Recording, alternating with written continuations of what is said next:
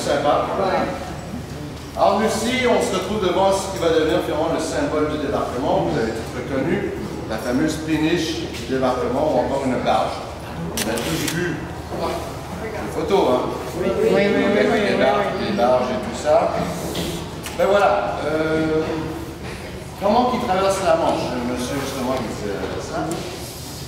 Les péniches sont rattachées à des navires de guerre, d'accord? Comme des chaloupes de sauvetage.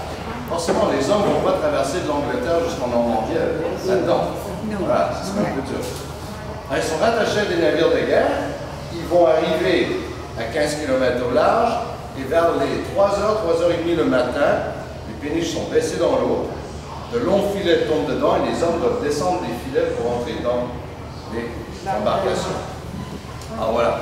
Il faut se souvenir que nos hommes sont déjà sur des navires depuis le 3 juin.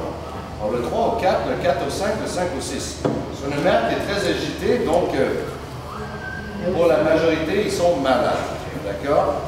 Et là, on leur demande, dans les 3h30, 4h du matin, d'enfiler minimum 40 kg d'équipement sur le dos. Voilà, ils doivent tenir 2 jours avec leur ration et tout. De sortir une journée qui pleut, qui est maussade, qui fait froid, il y a du vent. Et de descendre des filets de la hauteur du toit du musée pour rentrer là-dedans. Il faut se souvenir que tout bouge. Hein. Tout bouge. Et bien c'est là que malheureusement on va enregistrer nos premières pertes d'hommes. Ah déjà? Déjà, oui. Ouais. Imaginez le pauvre qui perd pied de la hauteur du toit et qui tombe dans la péniche. Qui se casse une jambe. Bien, cet homme-là, c'est terminé, il ira pas au combat. Lui, on dit qu'il est chanceux, on remet sur le navire et il retourne en Angleterre. Ce sera pire où il y a des gars qui sont tombés entre la péniche et le navire. Ces gars-là, ils se noient, ou encore comme tout tape l'un sur l'autre. Pas besoin de nous faire un dessin de ce qui arrive avec lui. Pour ceux qui rentrent à l'intérieur, ils se retrouvent de 30 à 36 hommes empaquetés comme des sardines là-dedans. C'est le but. Le but de ça, premièrement, vous avez vu qu'elle est faite en bois. D'accord, elle n'est pas en métal. Les Alliés s'attendent qu'ils vont perdre environ 50% des effectifs le matin du 6 juin de toute façon. 1 sur 2 ne reviendra pas du combat. Et c'est pareil pour les péniches. Regardez les coûts modestes, on va construire les péniches en bois. Les plus grosses vont être en métal. Ça, c'est la guerre. On dit c'est génial et tout, on estime quand même qu'on va perdre 1 sur 2. Dans les parachutistes, on estime 75% de pertes quand on les envoie être parachutés. Tout ça, c'est des calculs savants que les dirigeants prennent. Eh bien, les hommes, là-dedans, on va leur mettre de 30 à 36 parce que le but, c'est qu'ils atterrissent sur la plage et on met le maximum de bonhommes pour libérer le plus rapidement possible. Et bien voilà, la porte est fermée, les gars sont impactés dedans, un sur l'autre, hein, c'est pas du tout comme dans les films où on voit un bel espace. Et les vétérans que je rencontre, ils disent toutes la même chose. Il y a un silence là-dedans. Personne ne parle. Tout ce qu'on entend, c'est le bruit des moteurs. Forcément, les gars, ils ont en moyenne 24 ans. Et ils ont peur. J'ai rencontré de vétérans qui m'a dit qu'il était prêt à y aller là. Ils ont la peur au ventre. Et ils sont malades en plus. Et ils voient une côte qui est complètement bombardée, qui est en train de fumer et tout. Voilà. Eh bien, ils quittent les navires, ils commencent à avancer vers la côte, mais ils vont arrêter à mi-chemin entre les navires et la plage. Et ils vont se mettre en position et commencer à tourner en rond. Ils font ça pendant 20 minutes jusqu'à 1 heure de temps. Pourquoi? C'est un truc de timing. Ils sont en avance. Donc, il faut qu'ils attendent. Pendant ce temps-là, on est toujours en train de bombarder la plage, et eux, ils doivent tourner en rond, voilà, 20 minutes jusqu'à 1 heure de temps. Alors, on rajoute une couche. Maintenant, on va ajouter les odeurs. Donc, toujours ça. Le diesel, la camille, la fumée. Et les hommes, bien sûr, qui sont malades. Bref, ça, j'en fais un but de dire aux gamins que la guerre, c'est pas un jeu vidéo. La guerre, c'est glauque, c'est sale, ça pue. C'est humain. C'est humain. C'est vraiment, et c'est personnel. Quand on commence à rajouter les odeurs, les gens comprennent. Oui, effectivement. À un moment donné, le coup de sifflet est donné, c'est le temps d'attaquer la plage. Ils arrivent, cette porte tombe, et puis là commence la course de leur vie. Ils ont 700 mètres de sable à traverser. 700 mètres de plage, sans marée basse. Avec les 40 kilos sur le dos, avec la maladie, avec quelqu'un qui nous tire dessus et les bombes qui tombent autour de nous. Ça, c'est la réalité de l'infanterie qui débarque sur les côtes normandes le 6 juin 1944. Il y a un monsieur qui va débarquer ici en première vague avec ses hommes. Vous pouvez trouver sa photo. Alors, c'est notre deuxième héros de la plage, ce monsieur-là. Le brigadier général Theodore Roosevelt. Le brigadier Roosevelt, lui, va arriver ici, c'est-à-dire, premièrement, il a 57 ans en 1944. Il est considéré vieux pour l'infanterie. Il se déplace à l'aide d'une canne parce que sous l'arthrite, donc il boite, et il est cardiaque. En plus. Et par-dessus le marché, il s'appelle Roosevelt. Vous connaissez un peu votre histoire. Ça se trouve avec le cousin du président à l'époque et le fils du président Roosevelt en 1918. Et bien lui, il veut absolument participer au débarquement sur Utah. Il va demander permission et bien sûr l'armée américaine lui dit non, avec tous tes problèmes et tout, tu vas mourir, on va faire comme ça. Comme c'est un homme têtu, il va mettre sa demande par écrit et ça va les obliger à le laisser partir.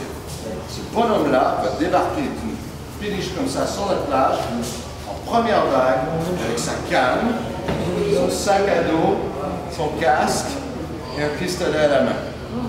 Pour les jeunes qui sont avec lui, qui voient le vieux partir, c'est l'exemple. Wow. Ça leur donne du courage d'y aller. Et ça va être une chance qu'il débarque sur cette plage, parce que quand il débarque ici, il regarde un peu le terrain, il se dit, la route qui est là ne devrait pas être là. Il dit, le chalet au toit rouge, il y a encore un chalet au toit rouge sur la plage. Il dit, ce chalet au toit rouge qui est un point de repère, qui est en ce moment à ma droite, logiquement devrait se trouver à ma gauche. Ils réalisent qu'ils se sont trompés de plage. 2 kilomètres. 2 kilomètres, ça paraît pas comme grand-chose, mais côté militaire, c'est vie et mort. Souvenez-vous, il y a 4 voies de sortie de la plage. Le reste, c'est des marais. Mais pour les chars d'assaut qui vont suivre dans les voies qui vont venir, dans les vagues qui vont venir, eux, ils ont des plans. Ils vont dire, moi, je suis censé prendre la sortie 4, et après, eux, la 3, la 2. Au lieu d'atterrir devant la sortie 3, qui avait des chemins pour aller sur les autres sorties, ils se retrouvent devant la sortie numéro 2. Et là, ça risque de causer tout un embouteillage sur la plage. Les gars ne sauront pas quoi faire. Et souvenez-vous, il y a les parachutistes dans les villages qui vous attendent. Ils attendent les renforts. Ben, lui, il faut qu'il prenne une décision rapide. Qu'est-ce que je fais?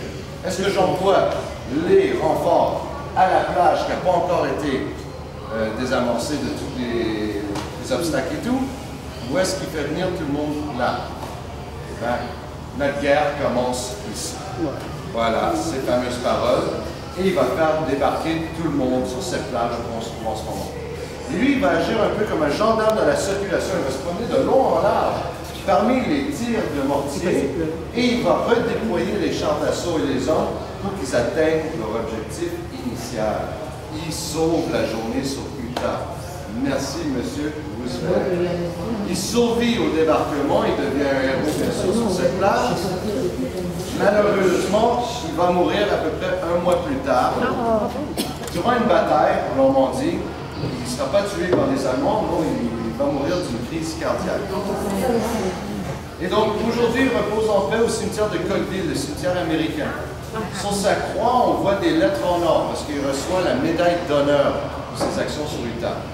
Et à côté de lui, c'est une tombe qu'on ne remarque jamais. C'est une croix blanche parmi tant d'autres, mais ça se trouve être son petit frère, Quentin.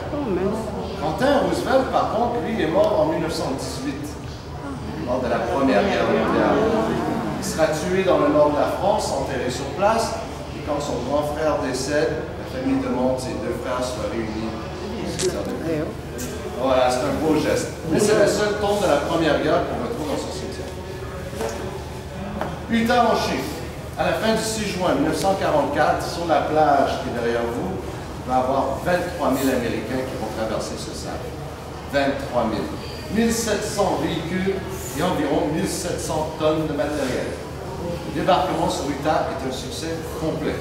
Les jonctions sont faites avec les parachutistes dans l'après-midi et tout va bien pour l'instant. Par contre, ce succès, ça vient avec un prix. Le prix, c'est en vie d'homme. Malheureusement, ils vont perdre 197 hommes tués au combat sur le sable qui est là. Donc finalement, ce musée, et nous, on est là pour garder la mémoire de ces hommes. C'est quelques 200 êtres qui vont nous offrir le plus beau cadeau possible, leur vie pour la liberté qu'on connaît aujourd'hui. C'est important de s'en souvenir. Mais Utah, ce n'est pas juste le débarquement. Souvenez-vous, il faut prendre du Cherbourg. Ils arrivent à Cherbourg 3 semaines plus tard et ils découvrent un port complètement détruit par les Allemands, ce qui est normal. Les Allemands n'ont rien laissé derrière eux. Eh bien, les Alliés avaient déjà prévu de construire des ports artificiels. Il y a le port d'Arromanches, qui est connu. Vous allez le voir, c'est la communauté d'ailleurs. Il y a le port sur Omaha Beach, que lui sera détruit par une tempête et restauré aujourd'hui. Il y avait aussi un port artificiel sur Utah. Celui-là tombe dans les oubliettes de l'histoire. Mais il va exister de juin à novembre 1944. Il va fonctionner 24 heures sur 24. C'est un système de gooseberry, qu'on appelle. Ça, c'est le côté technique. Mais bref, en 5 mois, sur le sable qui est là, il va débarquer 836 000 hommes, 225 000 véhicules, 725 000 tonnes de matériel. En 5 mois. Ce port artificiel, on en parle toujours. Voilà. Arromanches a pris toute la vedette. C'est comme ça que ça arrive. Mais on a encore des vestiges quand on regarde. À marée basse, il y a encore des pontons qui dépassent de l'eau. Et bien voilà, ça aussi c'est un succès côté technique sur Utah. 836 000 hommes, bref, c'est 40% des Américains qui débarquent en Europe. Ah, on regarde ça comme ça. Novembre 1944, Cherbourg fonctionne, les ports artificiels ferment leurs portes, mais il y a un homme qui reste derrière, le troisième héros de notre plage, le colonel Café. Le colonel Café, c'est lui qui est responsable des soldats du génie. C'est un homme déjà qui a 62 ans à l'époque. Les jeunes pour qui il est responsable, ils ont 20, 24 ans. Ils les considèrent un peu comme ses fils. Les soldats du génie, c'est eux qui doivent déblayer les plages de tous les obstacles, et les mines et tout ça. Forcément, c'est les premiers débarqués, les premiers tués dans le plus grand nombre. Lui, il ne peut pas quitter la plage sans laisser quelque chose en reconnaissance à ses hommes. Eh bien, il va payer de sa poche et faire ériger ce monument. Vous l'avez passé, quand vous avez vu un peu plus. Ce monument, dédié à la première brigade spéciale du génie, a été inauguré le 11 novembre 1944. La guerre termine le 8 mai 1945. Déjà, on a le premier monument aux morts sur Utah. 11 novembre 1944. Vous ne voulez pas qu'on oublie? Vous avez peut-être vu ça le long des routes aussi. Oui. C'est encore Café qui exige que les routes qui desservent Utah portent le nom de ces hommes tombés au combat, soit le 6 juin 1944 ou pour la libération de la France. Café, pour nous, c'est vraiment un héros à part. Cet homme, c'est lui qui a débuté le devoir de la mémoire, qui va remettre ça à Michel de Valalier, qui va fonder un musée, qui nous a remis ça à nous, et que moi, je remets à vous. Le devoir de la mémoire, c'est le devoir de tout le monde. Il ne faut jamais oublier ce que d'autres ont fait pour la liberté aujourd'hui. Dans la guerre, des fois, on retrouve des hommes avec beaucoup de cœur, beaucoup d'humanité. Pour nous, c'est le colonel Café. Une dernière histoire, après je vous laisse partir. C'est une histoire personnelle. Moi, j'en reçois des vétérans, j'ai une chance. L'an passé, j'ai reçu un vétéran, c'était la première fois qu'il revenait à Utah depuis le débarquement. Forcément, quand je me promène avec un vétéran, c'est lui qui parle, puis c'est moi qui écoute. Là, je présente le musée, on se promène, et on est rentré dans la salle là-haut, comme vous allez faire plus tard. Passez cette porte, vous allez vous retrouver dans la salle du 6 juin. Là-dedans, on a une reconstitution de la plage, côté allemand, et une super baie vitrée qui donne vue sur le sable et l'eau. Forcément, quand j'amène un vétéran là-dedans, c'est toujours un moment fort. Ils se mettent à pleurer. C'était le cas avec mon vétéran cette fois-là. Il rentre et il se met à pleurer. C'est super beau cette journée-là. Il y a du soleil, il y a des jeunes qui jouent sur la plage. Et je demande à mon vétéran, je dis, est-ce que ça va? Avez-vous besoin de quelque chose? Et il me dit, Éric, est-ce que tu vois les enfants qui sont en train de jouer sur cette plage? Je dis oui. Il dit, tu sais que je viens de réaliser à l'instant pourquoi j'ai fait ça? Que des enfants jouent sur une plage. Ça m'avait touché. Quelques temps plus tard, je reçois un groupe d'Américains un peu comme vous. Je me promène avec eux, je fais la visite, on monte en haut, et encore une belle journée, il y a des gens sur la plage, et il y a une dame dans le groupe, elle n'est pas contente. Elle ne comprend pas que nous, on peut laisser des gens faire des pique-niques et s'amuser, voler des cerfs-volants et tout ça sur une plage. Est-ce qu'ils ne comprennent pas qu'il y a des gars qui sont morts là? J'ai fait « wow, wow, wow ». J'ai dit « attendez ». J'ai compté l'histoire de mon vétéran. Je dis « madame, peut-être la manière de remercier justement ceux qui vont saigner sur notre plage, c'est d'aller en profiter, faire que leur mort serve à quelque chose. » Voilà. Et s'ils nous regardent du ciel, ils se disent « ben au moins, j'ai fait ça ». Je pense qu'elle a compris, hein.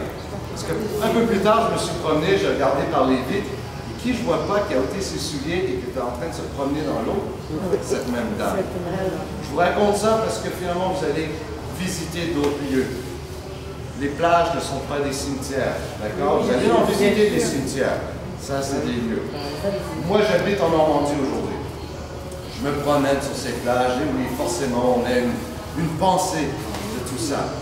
Mais laissez-moi vous dire que quand moi je me promène avec ma petite fille de 2 ans et je vois ses petits pieds dans le sable, ben moi j'ai tendance à regarder le ciel et je leur dis merci les gars, merci les gars, merci à vous, bonne continuation. Merci beaucoup à vous. Merci à vous. Merci.